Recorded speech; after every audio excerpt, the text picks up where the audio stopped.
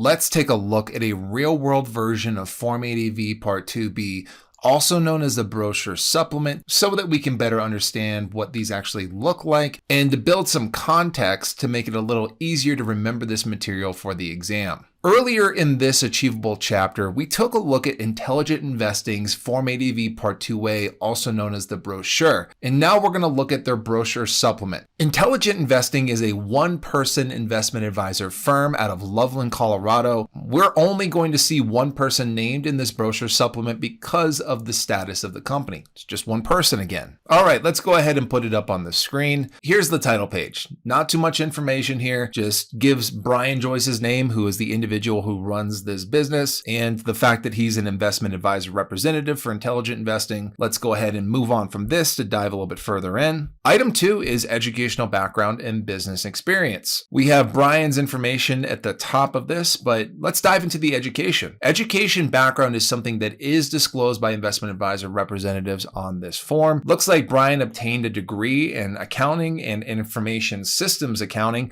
from the University of Massachusetts in 2001. Cool. We have his educational background. Beyond that, it also goes into designations. And the first one is a really common designation in the securities field. That is a CFP, also known as a Certified Financial Planner designation. Although the CFP is not required to work in this part of the industry, a lot of investment advisor representatives obtain the CFP to add another layer of legitimacy to what they do.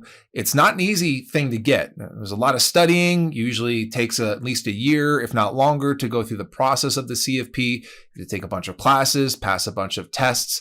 But once you get through that process, you can utilize this as a designation, say, hey, I'm a certified financial planner. If we go on to the next page, Brian is also a CPA. He's a certified public accountant. This is another tough designation to obtain. And basically this allows Brian to act as an accountant, his second designation he lists out here. Underneath the CPA stuff here, we see business background. And it looks like he's worked for 2 firms in the past. In 2005, he was a financial planner for Highsight LLC. And that looks like that lasted until early 2017. And around early 2017, it seems like he founded Intelligent Investing himself. He is not only a managing member, but the chief compliance officer. So basically he runs the business. He also makes sure it's compliant with all relevant securities rules and regulations. That's a big job to fill, but he does basically both roles.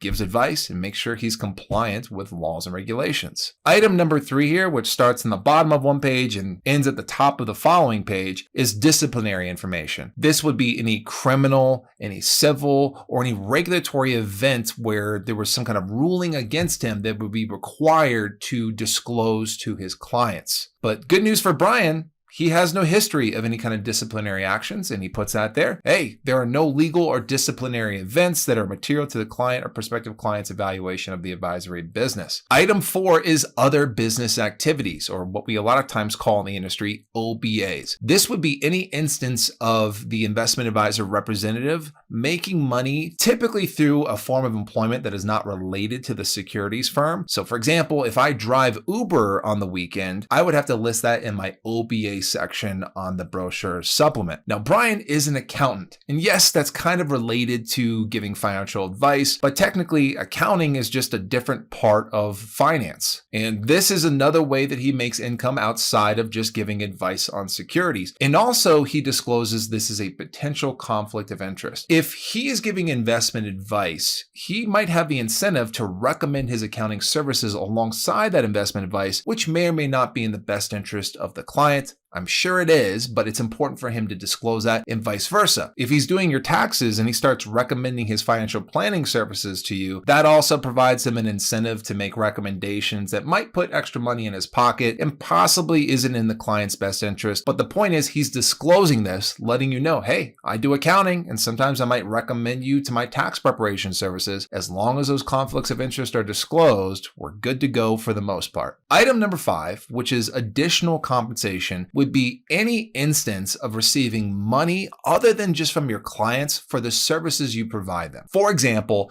if I recommend Oppenheimer funds to my clients, And oh yeah, by the way, on the side, Oppenheimer is paying me to recommend their funds to my clients. That would be a form of additional compensation. Now, Brian here discloses, hey, he doesn't receive any economic benefit from any person, company, or organization other than intelligent investing in exchange for providing client advisory services. Another way of saying, hey, my clients pay me to give them investment advice. I don't have any other third parties paying me behind the scenes that I need to let you know about. That, of course, would be a conflict of interest that must be disclosed, but hey, Brian doesn't have to disclose it because it doesn't exist in his practice. The last part of Form ADV Part 2B that we'll at least point out here is a supervision section. That's item 6. And this just basically goes over who supervises Brian. Now, the interesting thing is that he runs a one-person business.